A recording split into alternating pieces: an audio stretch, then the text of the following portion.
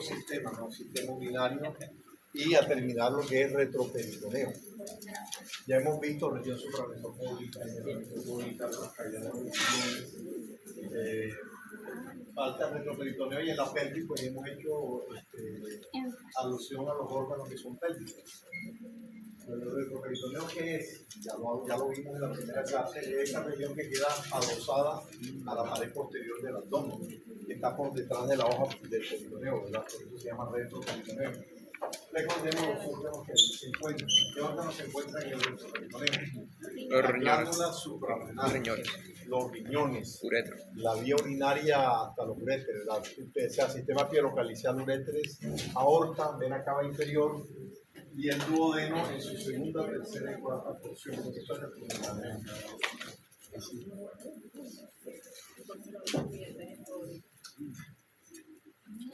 aquí lo tenemos, todo esto es las suprarrenales, los riñones, la pelvis, los cálices, el uréter, la vena cava, la aorta, y el duodeno en su últimas tres porciones.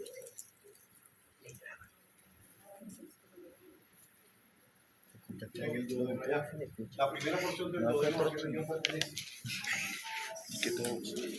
Es supramesocólica. Mesocólica. Y las demás son retroperitonales. Bueno, la pelvis, recordemos que hay en la pelvis.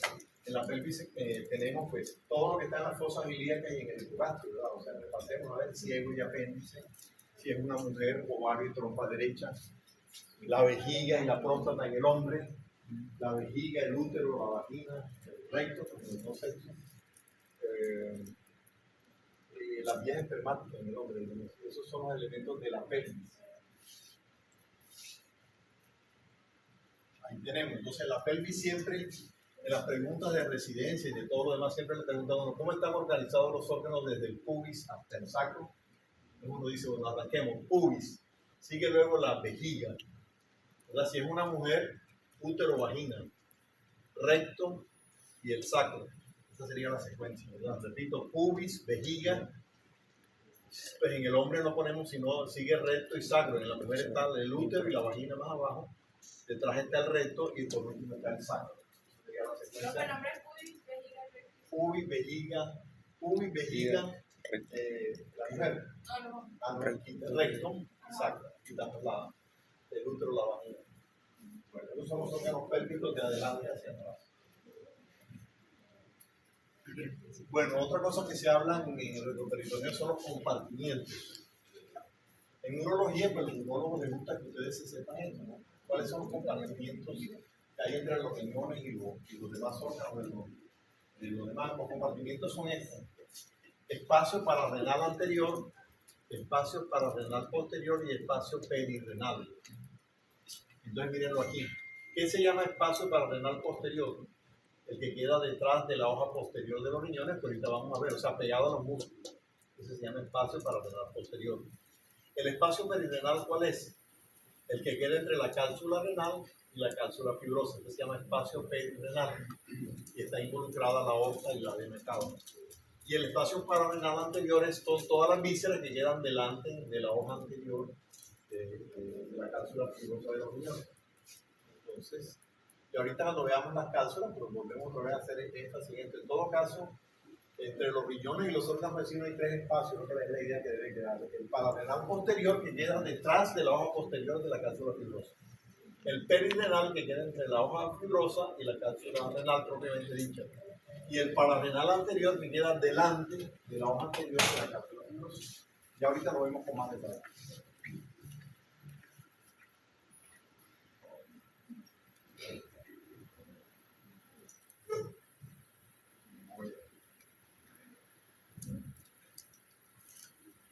Empecemos hablando de las suprarrenales.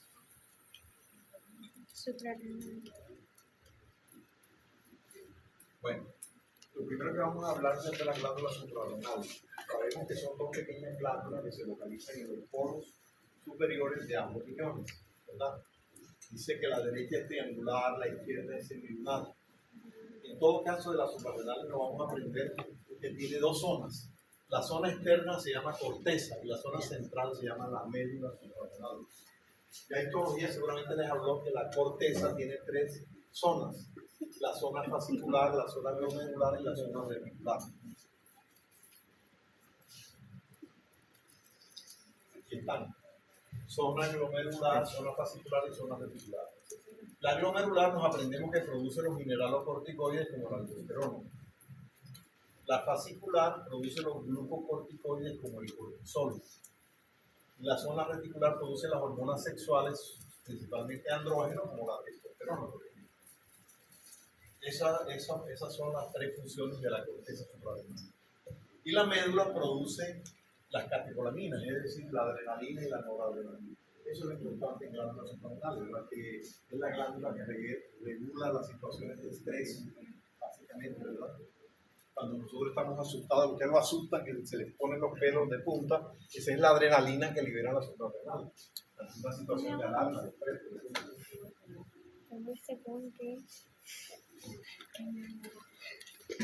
Entonces, zona reticular produce andrógenos, zona fascicular glucocorticoides y zona glomerular mineral. Las suprarrenales tienen alta integración sanguínea, tienen tres arterias, cada glandulita de esas. Las tres arterias serían la calzular superior, que es rama de la diafragmática inferior, la calzular media, que es rama de la aorta, la calzular inferior, que es rama de la arteria renal. Superior la da la frénica inferior, ¿verdad? O diafragmática inferior. La media, la aorta abdominal directamente. Y la calzular inferior es rama de la arteria renal. Es una glándula bien chiquita, pero tiene bastante irrigación. La inferior es rama de la renal. Bueno, eso es lo que nos debemos saber de sus renales, ¿verdad? ¿Cuáles son sus partes y para qué sirven? Vamos a hablar más de relaciones, obviamente, si están arriba de los riñones, porque se relacionan con el ojo, el hígado. Entonces, su función es esa, ¿no? Regular las respuestas al estrés. Básicamente, la glándula suprarrenal.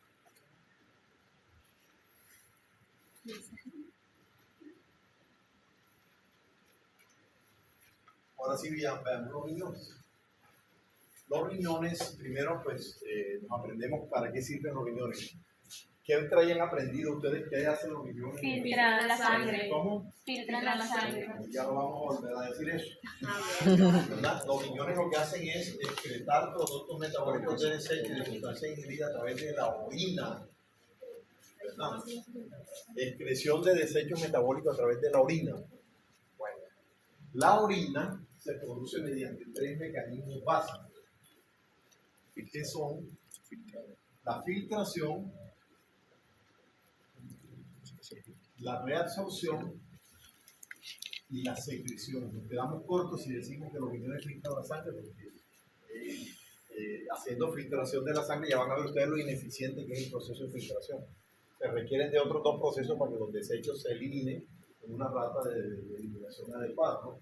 Si fuera filtración de mano, pues se perdería, porque la filtración no solo se va a las sustancias útiles, ¿verdad? Se va el 80%, digamos así, pero un 10 a 20% de sustancias, útiles se van también a como productos eliminarios y eso del organismo.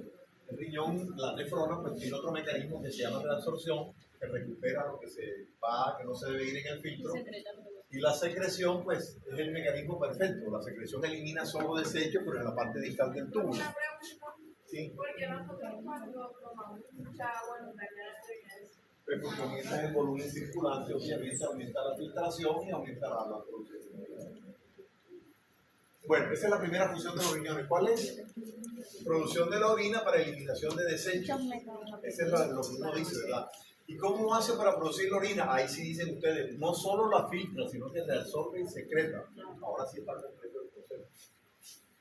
Segunda función de los riñones, regulación del equilibrio hidroelectrolítico. Ya ustedes saben que el cuerpo nuestro, el 60% de nuestro cuerpo está en agua. Entonces nosotros tenemos varios compartimentos donde hay agua. ¿Dónde? En el interior de la célula, en el espacio intracelular, en el espacio intravascular. Hay otros compartimentos menores como en los ojos, en algunas cavidades hay una pequeña cantidad de agua, pero digamos Eso significa, los electrolitos pues, son los elementos que mantienen constante esos líquidos, ¿verdad? Por ejemplo, el sodio, ustedes saben que es un electrolito intracelular. El potasio es un electrolito intracelular. El otro es el cloro y el calcio son los electrolitos más importantes, aunque hay otros iones como el magnesio, el cobre, bueno, una cantidad de iones. Pero digamos, cuando uno habla de electrolitos, generalmente es sodio, potasio, cloro, calcio, ¿verdad? Pero digamos sodio, potasio y cloro, por lo menos esos tres. Repito, el sodio es intracelular y el potasio es intracelular. Otra función de los riñones, regulación de la presión arterial. O sea, los riñones son capaces de aumentar la presión arterial. ¿Cómo lo hacen? Lo que nos interesa en fisiología les dirán que se hace mediante lo que se llama el eje renina, angiotensina, aldosterona. El riñón produce renina. Es un sustrato que produce líquido que es el angiotensinol y lo transforma en angiotensina. Esa angiotensina 1, una enzima del pulmón, la convierte en angiotensina 2. Y la angiotensina 2 va y actúa sobre las suprarrenales para que liberen aldosterona. Y la aldosterona hace que los riñones retengan más sodio y más agua. Eso aumenta el volumen y eso aumenta la presión. También la angiotensina produce vasoconstricción y eso aumenta la resistencia periférica y aumenta la presión. En otro semestre le van a enseñar que la presión es igual al gasto cardíaco por la resistencia periférica total. Y el gasto cardíaco depende de la volemia, ¿verdad? Entonces, si el riñón aumenta el volumen, aumenta el gasto cardíaco. Por eso, y por otro lado, produce algo de vasoconstricción y también aumenta la resistencia periférica. Entonces, por esos dos lados, los riñones elevan la presión arterial.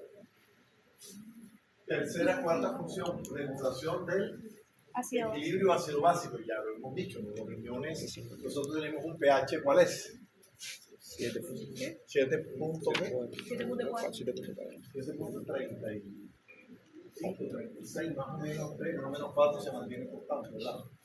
Ese es el pH normal, o sea que la carga de ácidos y de base deben ser de tal cantidad, el pH no debe variar, ¿verdad? Entonces, esta regulación del equilibrio ácido básico no la hacen solo los riñones, necesitan a los pulmones para que papel.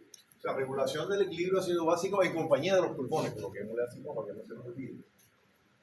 Otra función de los riñones, participa en la eritropoiesis. ¿A qué se llama eritropoiesis?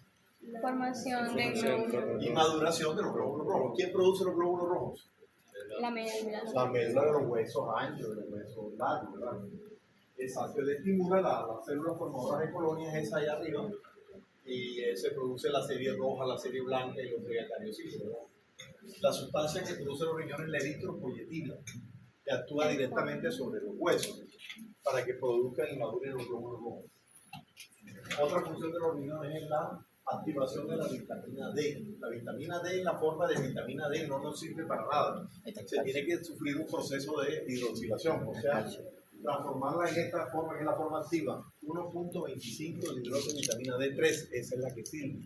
¿Para qué sirve la vitamina D? Para regular el metabolismo del calcio, ¿verdad? Y sobre todo, digamos, el calcio que se tira al hueso es muy importante la vitamina D. En ese caso, y de hecho, para el manejo de la osteoporosis, la osteopenia, se da en conjunto con vitamina D. Uno no puede dar calcio solo si no se acompaña de vitamina D, porque no tendría sentido. Bueno, y por último, el riñón también hace este proceso de gluconeogénesis. Lo aprendimos en el hígado, que es el principal, en el músculo, pero el riñón también es importante. Bueno, estas son las funciones de los riñones. No digamos que filtra la sangre, porque estamos fallos diciendo eso. Bueno. Eso es lo más importante. Ahora vamos a ver la parte morfológica, anatómica de los riñones. Aquí está el resumen de lo que les dije. ¿Verdad? Eso hacen los riñones. Nos ponen otras palabras, pero en esencia es lo mismo que ya copiamos. Se eliminar productos de desecho, urea, creatinina, ácido úrico, los de desecho. Depuración del medio interno, depuración normal. Regula el contenido de sodio, ya sabemos, ¿no? Ya el otro semestre le enseñará los mecanismos de contracorriente, cómo se regula el equilibrio ácido básico y ya está no es el objetivo de hoy explicar eso. Gracias a Dios. Bueno, la unidad funcional y estructural del riñón se llama la nefrona. Cada riñón tiene más de 1 millón de nefronas. Y una nefrona, pues ya ustedes aprenderán que tiene las siguientes partes. No tiene una arteriola aferente, Esa arteriola se enreda con un ovillo que se llama glomérulo y tiene una arteriola eferente. Este glomérulo está sobre un filtro que se llama la cápsula de Bowman. Aquí es donde se filtra la sangre. Luego viene una parte llamada túbulo contorneado proximal. Luego viene un asa de Henle, rama delgada, rama gruesa. Túbulo contorneado distal y el tubo conductor. Estas son las partes de la nefrona. Ahí se produce la orina. Aquí el mecanismo de filtración se lleva a cabo ¿dónde? Aquí. La reabsorción se lleva a cabo aquí ¿dónde? En este túbulo contorneado proximal y en esta rama delgada. El proceso de secreción ¿dónde se lleva a cabo? Aquí en el tubo distal y en el tubo colector, ahí es donde el capilar peritubular elimina los desechos. Vamos entonces a entender plenamente qué es filtración, qué es reabsorción y qué es secreción. Hay varios tipos de nefrona, eso es de histología. Ahí están las funciones, cada libro. Está en inglés porque ustedes tienen que tener un nivel de inglés, por lo menos B1. Si ustedes piensan especializarse, si no tienen nivel B1, ni se presenten a ningún lado, no están recibiendo a nadie que no tenga nivel B1 de inglés. Consejo, aprendan inglés de aquí a 10º semestre, pero no sepa, por lo menos nivel B1. Si no, no se pueden especializar en ningún lado. Bueno, tendré lindo tiempo apoyarlo. ¿Cuánto pago esa vaina ya? Ay, no. Mentira, aprendo. ok. Entonces, vamos a explicarles los mecanismos básicos. Ya se los dije coloquialmente. ¿En qué consiste la filtración glomerular? Eliminación de sustancias de desecho. ¿Por dónde? Por el glomérulo y por la cápsula de Bowman, hacia el túbulo, ¿verdad? Pero desafortunadamente, digamos que de 100 moléculas, 95 son de desecho, pero 5 son sustancias útiles. Entonces la filtración es ineficiente. Entonces, por esa razón, los riñones no es suficiente con que filtre la sangre, porque con eso no nos sirve que eliminen los desechos. ¿Por qué? Porque se van cosas que no se deben ir. No una cantidad importante, digamos un 5%, pero en 24 horas, en 365 días, eso sería demasiado. Entonces, reabsorción tubular, ¿qué es? Recuperación de las sustancias de desecho que se vinieron en el filtro hacia la sangre, que es donde deben estar, ¿verdad? Que está ahí donde el círculo. Y se lleva parte de la parte proximal de la nefrona. ¿Y secreción tubular qué es? Este es el mecanismo perfecto. Si la secreción tubular se diera aquí, porque la secreción tubular ¿en qué consiste? En que se eliminan desechos desde la sangre a la parte distal de la nefrona. Solo desechos, no se elimina nada que sea útil por ese lado. O sea, el mecanismo ideal que debería tener los riñones debería ser una secreción eficiente allá al 100%, ¿verdad? Pero bueno, la secreción ayuda, no tiene tiempo de hacer tanto, pero también manda sustancias de desecho, estrictamente desecho, sin necesidad de haber filtrado. Entonces, de los tres, este es el mecanismo, como quien dice, ideal, que si fuera uno solo, debería estar acá entrado, ¿verdad? Pero no es eficiente. Entonces, ya entendemos los tres mecanismos: filtración, reabsorción y secreción. Vean, ahí este gráfico es muy diciente. La filtración a través del glomérulo y la cápsula de Bowman pasan, aquí ponen dos sustancias a eliminar, las azules, pero se va una rojita, y eso no debe ser. Entonces, ¿qué hace la reabsorción? Hombre, lo que sirve va para la sangre, ¿verdad? Estrictamente, reabsorción es el paso de las sustancias útiles de la filtración hacia la sangre. ¿Y qué es la secreción? Veanlo aquí, en la secreción estrictamente elimina sustancias de desecho, pero lo hace en la parte distal de la nefrona y de pronto no es una cantidad importante. Entonces, digamos que sí vale, porque de todas maneras ayuda a eliminar desechos. Esos son los tres mecanismos de producción de la orina. Y hay otro término que se acuña ahí, que me parece que es excreción. Excreción viene siendo la salida de la orina, y aquí no hay ningún mecanismo, por la vía urinaria hacia el exterior, a través de la papila y la vía urinaria. Excreción, eliminación de las sustancias al exterior de la orina, ya ha cumplido los tres mecanismos básicos. Entonces recordemos que es filtración, reabsorción, secreción y secreción al final. Miren lo que es la regulación del sistema: renina y angiotensina, aldosterona, sube gasto cardíaco y sube resistencia periférica. Qué asco eso. No me gusta nada de eso. Eritropoyesia, Ya me gusta como me vale ver.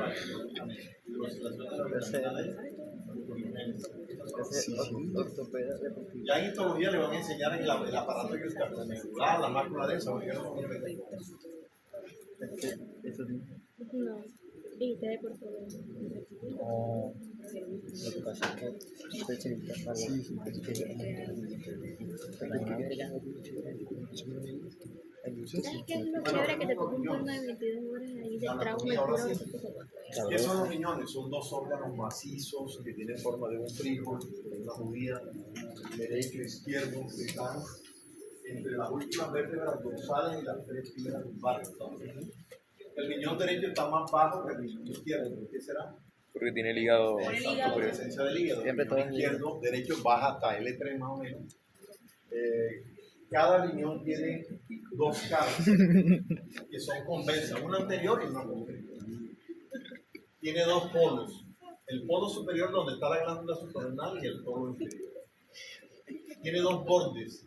El borde externo que es convexo hacia afuera y el borde interno que es cóncavo hacia afuera, ¿verdad? Perdón. Cóncavo hacia adentro, perdón. Y el borde interno, que es este, tiene una cavidad central donde está el hilio renal que se llama seno renal. Seno renal. Eso sería la morfología de los riñones. Repito, ¿Cuál es el que está más arriba? superior, polo superior, polo inferior, ¿Cuál es el que está más borde externo convexo, borde interno con El izquierdo. seno renal. El izquierdo. Bueno, el riñón, como todas las vísceras, tiene un parénquima y una cápsula que lo envuelve. La cápsula se llama cápsula renal. ¿Qué más dice ahí? El eje de los riñones. Si esta es la columna vertebral, los riñones no están así, ¿no? Los riñones están ubicados así. O sea, ¿cómo es el eje de los riñones? Oblicuo, de arriba hacia abajo, pero de adentro hacia afuera. Es decir, los polos superiores están más cercanos que los polos inferiores. Apágala. ¿Quién más? Apágala.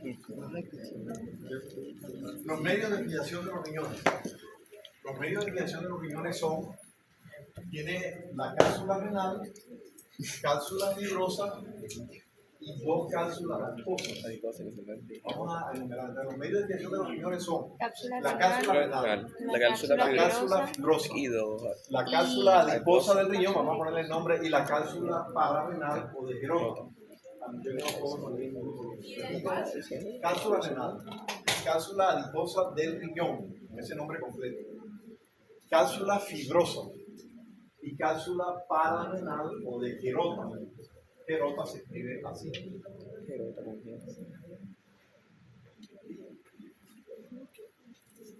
O de Gerota. Bueno.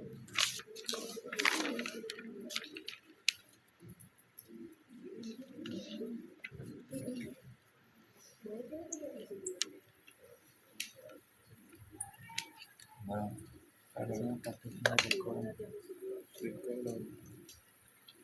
Bueno, ya hablamos de los espacios, ¿verdad? Bien, entonces, sí, creo que sí. vamos con la primera. Este es el riñón.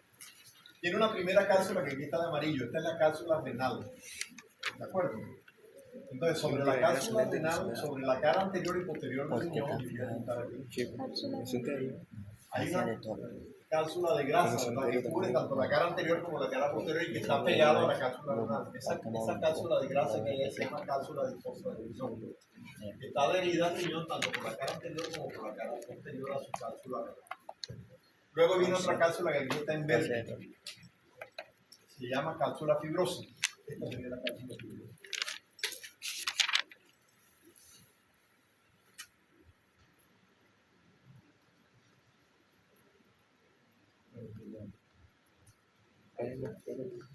Bueno, esa es la cápsula fibrosa. La cápsula fibrosa envuelve a los riñones, pero cubriendo la cápsula adiposa, digamos de esa manera. Tiene una hoja anterior, tiene una hoja posterior. E involucra, como vimos, la vena cava y la hoja. La línea media. Y aquí tenemos el músculo psoas-ilíaco, y este es el cuadrado, ¿verdad? Ese tiene su aponeurosis. Entonces, entre la aponeurosis de los músculos psoas y cuadrados y la hoja posterior de la cápsula fibrosa, aquí lo pinto de verde, hay otra cápsula de grasa metida ahí que se llama cápsula de Gerota, de pararrenal. Entonces vamos a repetir la ubicación de cada cápsula. Vamos con la primera. Cápsula renal. ¿Cuál es la cápsula renal? La que está alrededor La del que cubre el riñón. parénquima renal, la cápsula propia del riñón. Listo. Aquí está en rosadito. Aquí hay un tejido grasoso que está pegado a la cápsula renal. ¿Cómo se llama esa? Adiposa del riñón. Cápsula adiposa del riñón.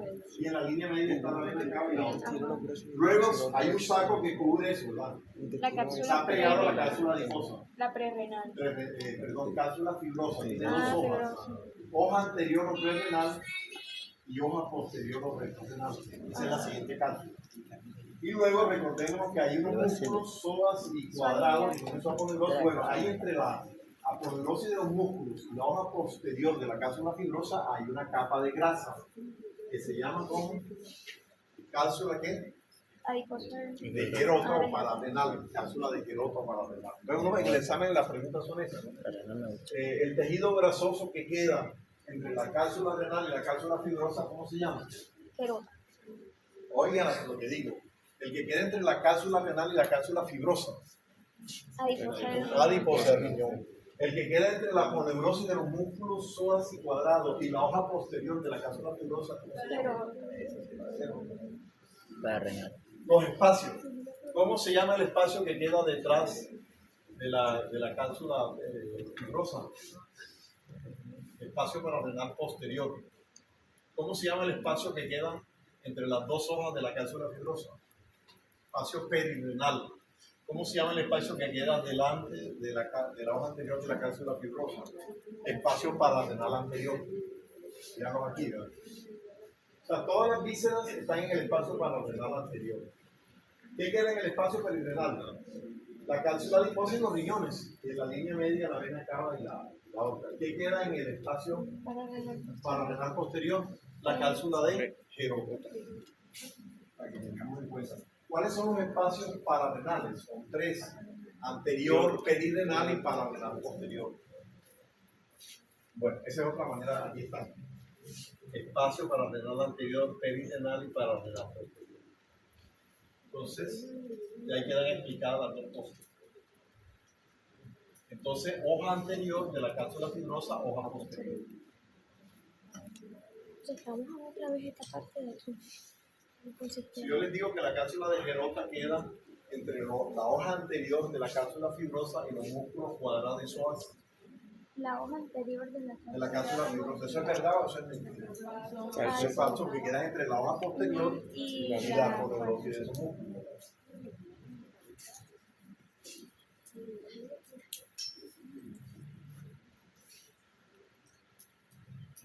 Vean ahí, esta es la cápsula renal, la que cubre el riñón, miren la cápsula adiposa, y esta es la cápsula fibrosa, ahí se ve clarito.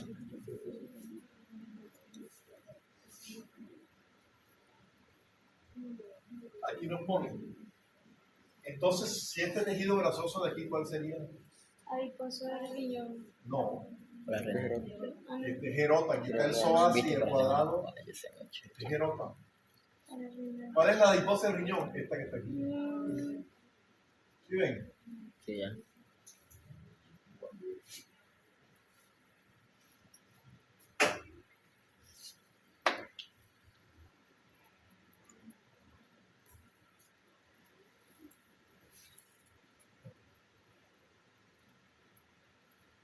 Unas muestras en un corte anterior.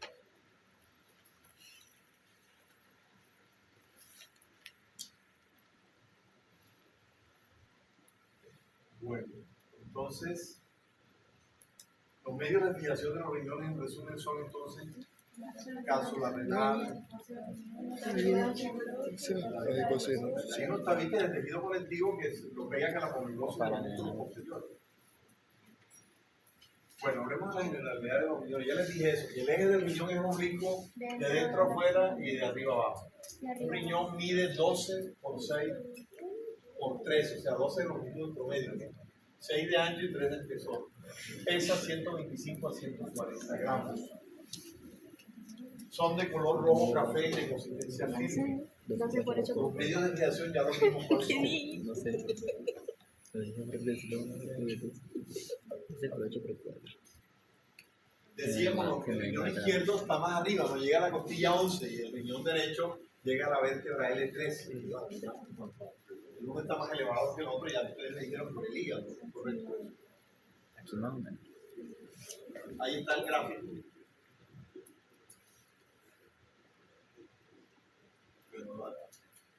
¿Cómo se llama este espacio que hay aquí adelante?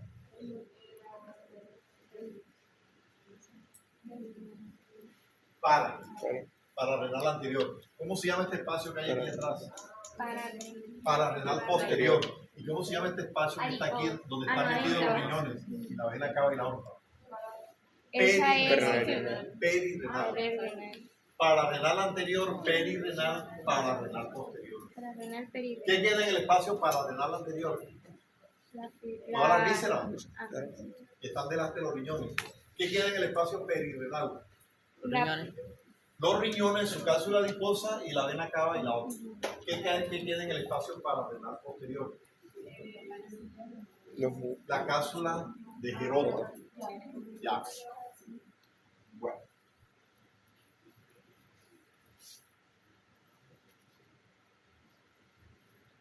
Bueno, vamos a hablar de la estructura de los riñones.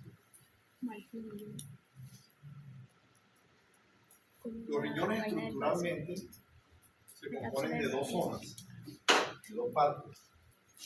Una zona periférica externa que se llama corteza y una zona medial que es la médula. Vamos a hacer un video así siempre que metemos un riñón. Hacemos así y aquí hacemos el cerebro. Ahorita, son bonitas. Bueno, entonces la parte medial de los riñones se llama médula renal y está conformada por unas 8 a 10 estructuras en forma piramidal que se llaman pirámides renales.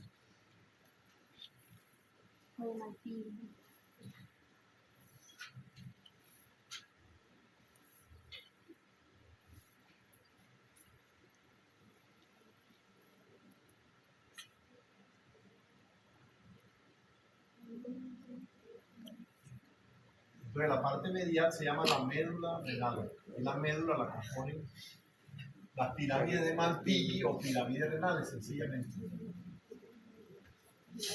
Vamos a poner que son 9, o sea, son de 8 a 10, dice el libro, pongámosle en promedio, son 9 en promedio. Entonces son de color rojizo, se llaman pirámides de Malpighi o pirámides renales. Tienen un vértice con unos orificios que son las papilas renales, ¿no? O sea, estos punticos de aquí serían lo que se llama papila renal, por donde sale ya la orina formada. Y la base siempre va hacia el borde externo. Eso sería la médula de los riñones. El siguiente elemento de los riñones se llama corteza. ¿Qué es la corteza? Corteza es la parte periférica de los riñones, ¿verdad? Y en la corteza vamos a encontrar unos 500 rayitos que van del borde externo a la base de la pirámide. Son 500 por cada pirámide de Malpighi, eso se llaman rayos medulares o pirámides de Ferreira.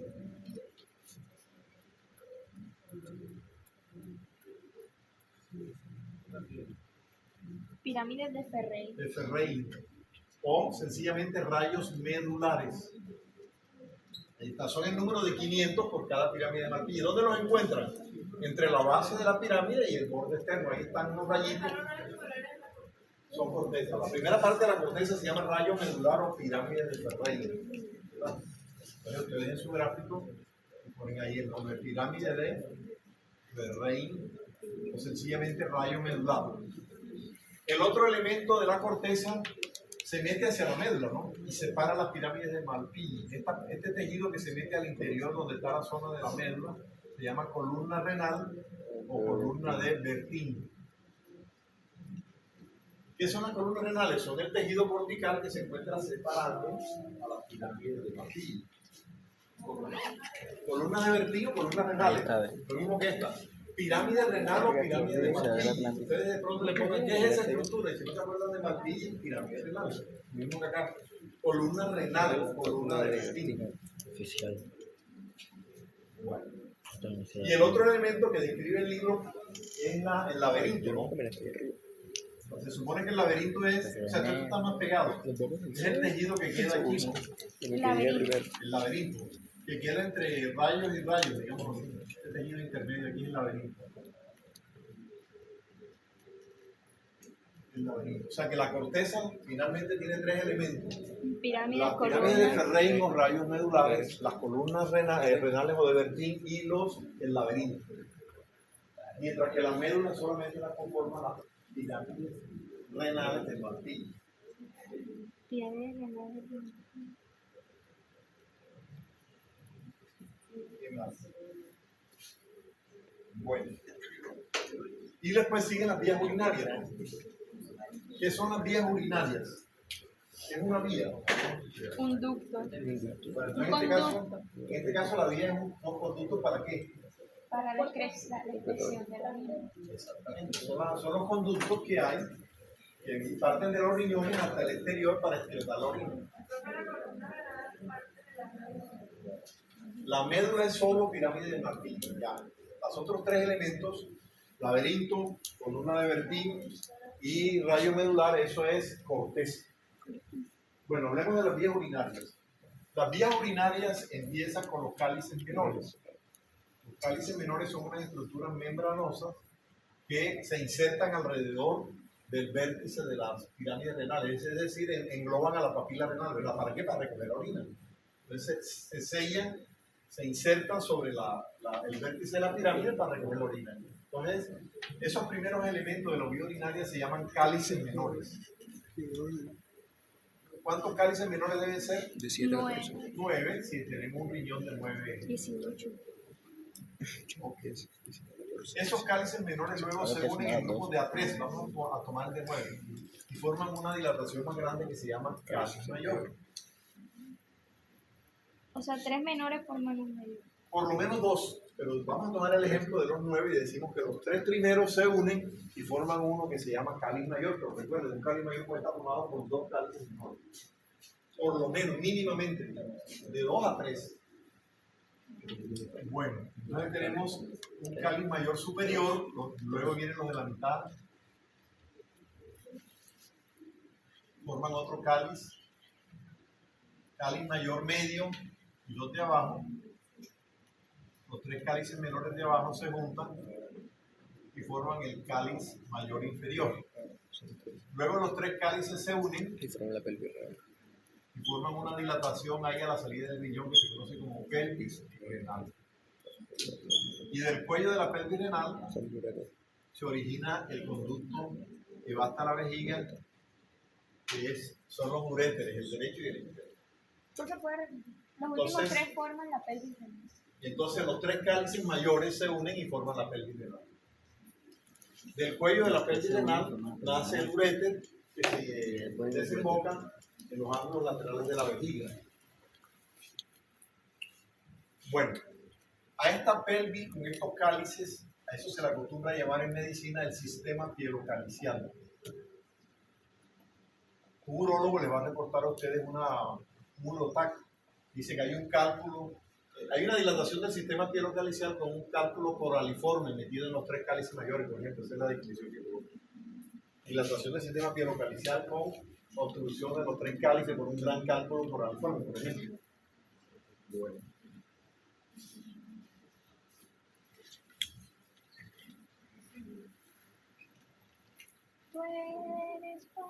Entonces, ¿quién forma las vías urinarias? Bueno, vamos aquí por el uréter.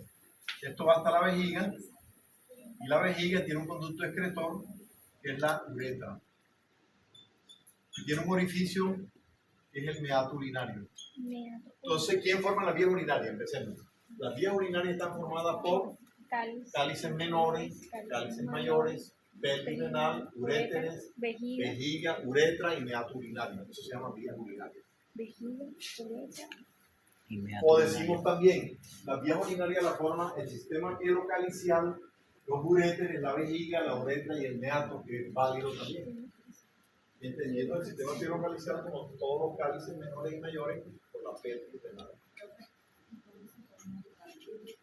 ¿Cómo se forma un cálculo? Cuando hay, por ejemplo, eliminación de productos como el oxalato de calcio, como el ácido úrico en exceso, eso se va sedimentando por éxtasis de la orina, ¿verdad? Se va concentrando, se va calcificando y se forma una piedra. Como si tú, por ejemplo, tuvieras un agua con un sucio de arena o de lo demás en el fondo, con el tiempo eso ahí se va solidificando y se forma una piedra. Más o menos el mismo mecanismo, se va sedimentando y el sedimento se va compactando y forma el cálculo.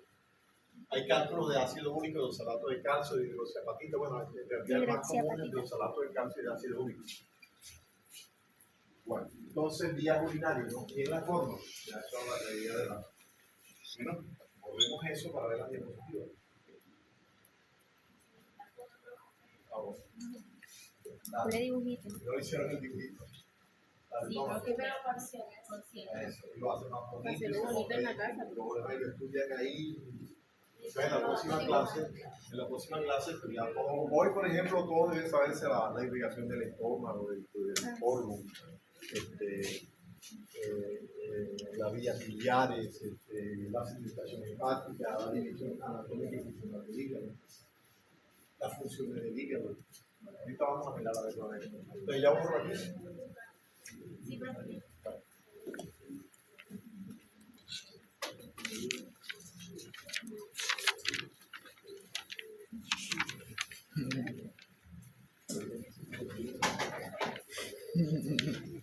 Bueno, miremos la diapositiva, a ver. Ya lo entendieron, ya vamos a ver diapositiva. Entonces, aquí esto que viene siendo, ¿cómo se llama esto? Esas son las pirámides. Pirámide renal y es la médula. ¿Cómo se llama esto? Esa es esas son el laberinto. No, estos son los rayos medulares. El laberinto sería aquí. Entonces yo les decía, laberinto sería el pedacito del intervalo aquí. Aquí, todo esto serían rayos. Rayos medulares. Mira lo que llaman, ahí por ahí lo pintan aquí rayitos, eso. Pero son 500 por cada pirámide martillo, entonces por eso se llaman rayos. ¿Esto qué es? Eso es columnas. Columna renal.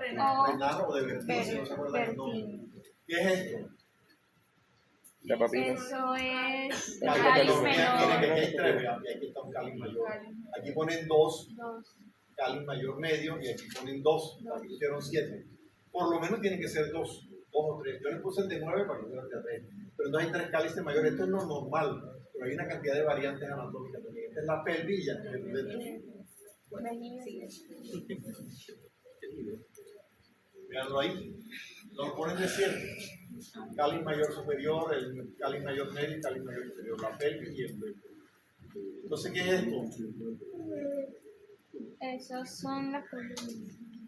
Columnas renales, pero miren lo que dicen aquí, esto es zona medular, sin embargo eso es corteza, porque la zona medial es la médula, pero ese tejido, si lo señalan ahí, eso es columna de Bertin, que es corteza, sino que está invadiendo ahí porque permite la separación, digamos.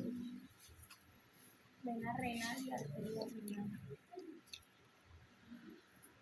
Relaciones anatómicas. Las relaciones anatómicas, digamos, detrás de los riñones, ¿qué hay? Diafragma y región lumbar, músculo suagiliano y cuadrado lumbar, no hay nada en ambos lados, tanto el derecho como el izquierdo. La diferencia está es la cara anterior de los dos riñones. Por ejemplo, riñón izquierdo, ustedes tienen que pensar en la cola del páncreas, en la curvatura mayor del estómago, en el ángulo cólico izquierdo y en el vaso, digamos así. El que yo les ponga que el vaso se relaciona con la cara anterior del riñón derecho y me diga que eso es verdadero, pues está totalmente desubicado. Por ejemplo, miren el lado derecho. En el lado derecho ustedes esperen duodeno, hígado, ángulo cólico derecho, ¿verdad? Y eso serían las relaciones. No se aprende eso de memoria, pero sí tiene que tener parcialmente ubicado como están los órganos. Ya aquí, cara anterior del riñón derecho, ángulo cólico derecho, segunda porción del duodeno, hígado, y las asas intestinales quedan hacia la zona medial. Veamos entonces.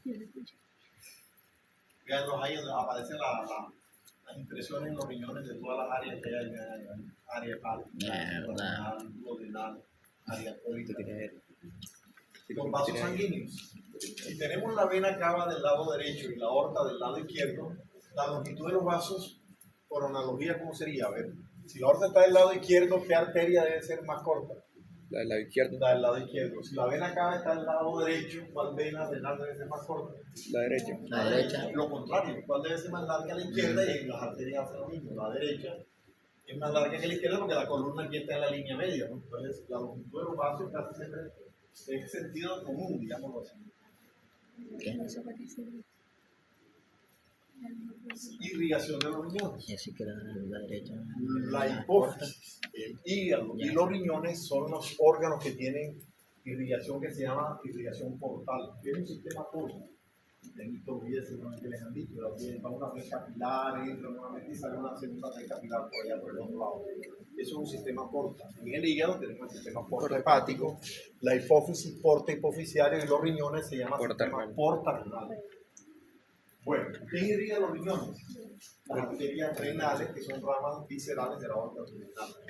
La secuencia es la siguiente. Las arterias renales, cuando llegan a los riñones, se dividen en dos tipos de ramas. Las que van por delante de la pelvis se les va a llamar arterias prepiélicas. Prepiélicas. Y las que van por detrás de la pelvis se les va a llamar arterias retropiélicas. Ok. Estas arterias penetran en los riñones y van por las columnas renales, ¿no? Estas arterias iniciales intrarrenales, las primeras arterias se llaman arterias segmentarias o interglobulares. En los libros aparece más como interglobulares o segmentarias. Son ramas de la pre o de la retro, pero son ramas intrarrenales ya. Entonces, prepiélica y retropiélica son las que ven afuera, pero si ya están dentro del riñón, ya no hay interpiélicas ni retropiélicas, se llaman arterias segmentarias e interglobulares. Bueno, esas arterias hacen lo que hacen en el intestino, nos dan una rama ascendente y una rama descendente y se anastomosan entre sí por la base de la pirámide. Esos arcos se llaman arteria arcuata. Arteria arcuata es la que sigue. Posteriormente, las arterias arcuatas dan unas arterias que se llaman interlobuliares.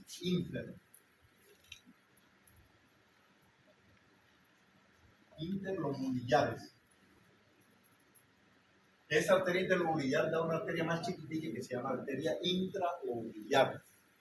Intralobuliar. Y la intralobuliar da la arteriola aferente. ¿Qué sigue después de la arteriola aferente?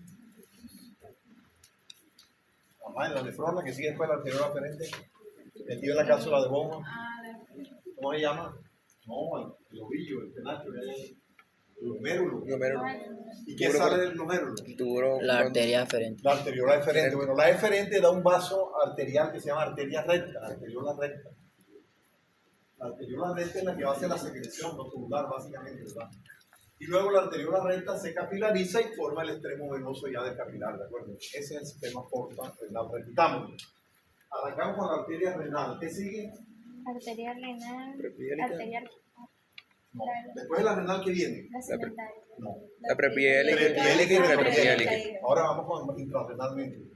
¿Qué vaso sigue a las prepiélicas y Segmentaria. retropiélicas? Segmentaria. Segmentaria interlobular. ¿Qué vaso sigue a la interlobular? Arcuata. Arcuata. ¿Qué vaso sale de la arcuata? La interlobuliar. Interlobular. ¿Qué sale de la interlobuliar? Intralobuliar. Interlobular. ¿Qué sale de la interlobular? La arteriola aferente. Aferente. ¿Qué va después de la aferente? La La de arteriola eferente. glomérulo. Glomérulo y deferente. Después, ¿qué sale del glomérulo? Deferente. La La arteriola arteriola eferente. ¿Qué da la arteriola eferente? La arteriola La recta. arteriola recta o vaso recto, que es el que se capilariza y en donde se origina el sistema venoso renal ya de regreso, Las venas. pero se regresa por la interlobuliar, no se mete por la nefrona. Y viene en sentido contrario hasta venas prepiélicas, hasta venas renales, digamos, pero ahí es el asa capilar. Bueno, ese es el sistema porta renal. Pregunta del examen, ¿quién da la arteriola eferente? La glomerular. glomerular. Ah, el glomérulo. El glomérulo. ¿Quién da la arteriola recta? La La eferente. eferente. ¿Y quién da la retropiélica? La arteria renal. La arteria renal. ¿Quién da las arterias renales? La aorta. La aorta La abdominal. aorta Son ramas viscerales. viscerales. Ese es el sistema porta renal.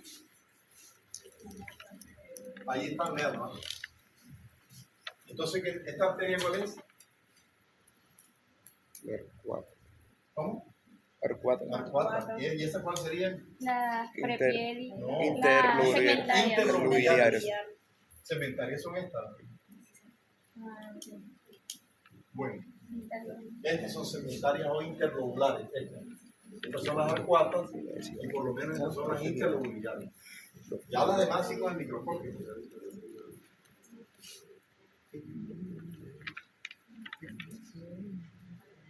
Miren ahí la diferente, miren el capilar tan largo que es el vaso recto.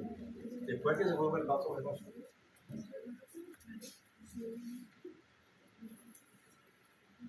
Bueno, entonces la unidad funcional y estructural de los riñones la nefrona. Ya sabemos las partes. Eso ya lo ven en histología. Las vías urinarias repasemos. ¿Quién las forma? Aquí está. El sistema Cálices menores, mayores, pelvis, uréteres, vejiga, pielocalciar. los cálices y la pelvis se llaman sistema pielocalciar. Ahí está la vía urinaria masculina y femenina.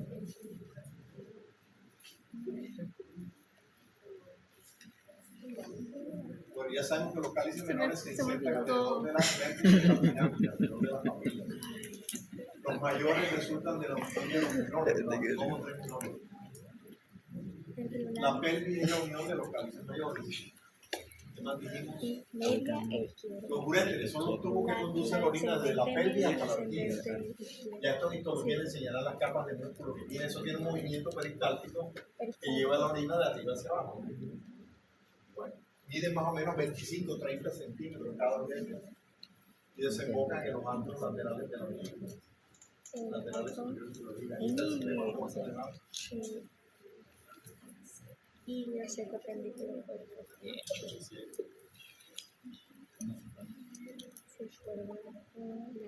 Vías urinarias. Forma el sistema pielocalciar, uretra, vejiga, uretra y reata. Ahí están los cálices menores, mayores, la pelvis. La vejiga. La vejiga la localizamos en la pelvis, ya sabemos que está detrás del pubis, en el hombre está delante del recto, en la mujer está delante del útero y la vagina. La vejiga tiene una capa externa que es la serosa, tiene una capa de músculo, anotémoslo, ¿no? ¿Cómo se llama el músculo? El músculo de la vejiga se conoce como el músculo detrusor. El detrusor es el músculo que al contraerse elimina la orina, no hace que se relaje la orina superior de la uretra y sale la orina. Bueno, entonces miren, los uréteres desembocan en la vejiga. Los dos orificios de los uréteres y el cuello de la vejiga forman una estructura así gruesa que se llama trígono vesical. Cuando uno abre una vejiga, porque hay un cálculo, está operando para allá, se ve el trígono vesical en esa forma. El trígono vesical está limitado por los dos uréteres, los orificios de los dos uréteres y el cuello de la vejiga. Trígono vesical o trígono del Newton, la anatomía clásica. Y la uretra, vean ustedes, es el conducto excretor de la vejiga, ¿no? En el hombre la uretra es más larga, mide 12, 16 centímetros más o menos, y tiene 3 porciones en el hombre: la uretra prostática, la membranosa y la uretra peneana o esponjosa. En la mujer, pues la uretra es una uretra de 2 o 3 centímetros que se abre por detrás del clítoris y por detrás del orificio vaginal, por delante del orificio vaginal. Entonces, en el hombre la uretra es prostática, por ser prostática, membranosa y esponjosa o peneana. El músculo de la vejiga, veanlo aquí, músculo detrusor. La mucosa de la vejiga, pues es así, ¿no? Cuando está vacía, tiene unas arrugas, cuando se llena, obviamente. La vejiga va recogiendo la orina, es como una gotica, como cuando hay una gotera en la casa que uno pone en una recipiente, pero así va saliendo por los meteres, una gotica y una gotica cada segundo, cada 2 segundos, y se va llenando la vejiga, ¿no? Cuando la vejiga alcanza los 300 centímetros cúbicos, eso despierta un reflejo de la presión. Ya se hace más o menos, le dan unas ganas de orinar, pero si usted sigue tomando cerveza y cerveza y deja que llegue a 500 a 1000, pues sí puede hacerlo, pero ya el reflejo obviamente que lo va a agobiar más, ¿verdad? A partir de 150 cc hay un leve reflejo, pero digamos el reflejo fisiológico es 250 centímetros cúbicos, más o menos de depósito. Hay una fase de llenado y la de vaciamiento. Entonces, en el hombre las 3 porciones de la uretra. ¿Dónde queda la próstata? La próstata queda en el cuello de la vejiga. En el hombre. La mujer no tiene próstata, obviamente. En el cuello de la En el vejiga. cuello de la vejiga queda la próstata. Para operar una próstata se tiene que abrir la vejiga y hacer la disección cuando la hacen cirugía abierta. Tiene que ser transversical porque está en el cuello de la vejiga. Entonces la porción de la uretra que atraviesa la próstata es la uretra prostática. En el periné, la porción del periné se llama uretra membranosa. Un pequeño trayecto que hay en el periné, y la que está en el pene, uretra esponjosa o peneana.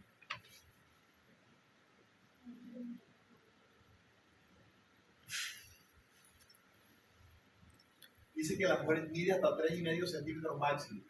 Se abre delante de la vagina y detrás del clítoris. Entonces ahí están las 3 porciones de la uretra en el hombre, y en la mujer pues, no tiene ninguna porción, una sola. Viene donde se abre, detrás del clítoris y delante del orificio vaginal. Ahí el orificio de la uretra. O sea, la uretra queda en plena entrada, pues digamos, en una relación sexual necesariamente se fricciona el meato urinario y pueden ingresar bacterias. Por eso en las mujeres es más frecuente la cistitis que en el hombre, ¿verdad? Entonces siempre hay en una relación, pues vean el orificio donde queda ubicado el meato urinario. Entonces obviamente en una relación siempre se va a friccionar el meato urinario. Entonces el consejo es que después de una relación siempre deben orinar en una mujer para evitar la cistitis. Y incluso en el día también, un hombre, pues una mujer debe, si está en la universidad, pues no, que no, yo orino nomás en mi casa, suele predisponer infecciones urinarias. Es mucho más frecuente en las mujeres que en los hombres la infección es baja. Por esa razón, por la ubicación del meato urinario. Es que estoy aburrido, por culo, no El tengo doctor se queda en Pero ya sabes que la próstata está en el cuello de la dolor de vejiga. cabeza. La vamos a ver con los órganos genitales. La próstata se examina porque los pacientes mayores de 45 años con un paciente de espalda, ahí le da las características, si está cauchosa, si está dura, si tiene nódulo, y se le hace en sangre una prueba que se llama el PSA, antígeno específico. Pero no es que no, ya no se hace tanto rectal. Profe, es cierto que el tacto rectal es mejor que el de sangre. Hay que hacer las dos cosas, digamos así, pero yo lo hago el tacto rectal porque yo toco una próstata que está dura, tiene un antígeno específico de próstata normal, digamos así, puede pasar ahí pone que da un antígeno bajito, y yo veo que está dura, vamos a ver tocar está un poquito cauchosa, si está duro, tiene como varias bolitas, aunque el antígeno me marque otra cosa, yo le hago una ecografía transrectal para estar más seguro que es un cáncer. Así es. Bueno, ya vamos a aprender que la próstata tiene un lóbulo medio, Yo sí me lo haría, pero un lóbulo anterior y 2 lóbulos posteriores. Esa era la nomenclatura antigua. No, la próstata anatómicamente tiene el lóbulo anterior, lóbulo medio y 2 lóbulos posteriores, 4 lóbulos. Pero no, nosotros vamos a aprender con la próstata las zonas ecográficas. yo me acuerdo. Tengo un recuerdo ahora. Que son esas que hay ahí, ¿no? La zona transicional, la central, No, la no puede ser. periférica, ¿verdad? Que la veremos en la próxima secuencia. Me deja de ver. Estos serían los lóbulos que decían antes, anterior, posterior, lóbulo medio.